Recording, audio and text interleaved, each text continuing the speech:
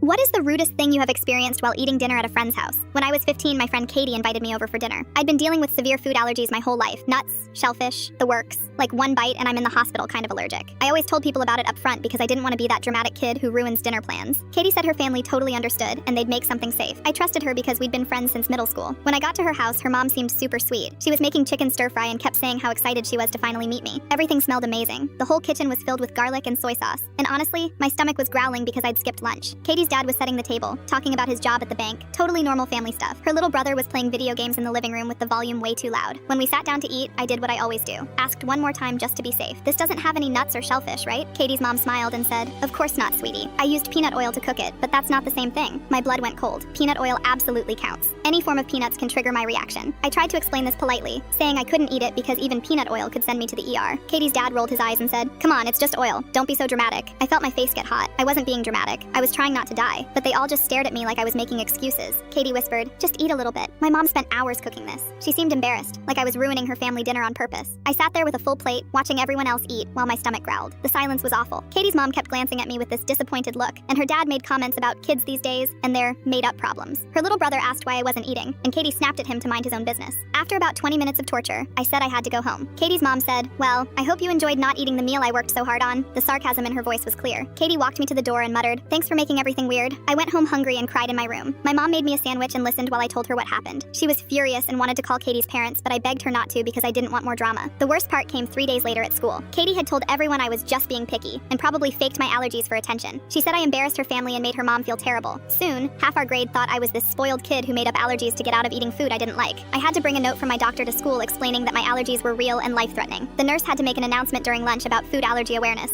It was mortifying, but at least people stopped calling me a faker. Katie and I never hung out again after that.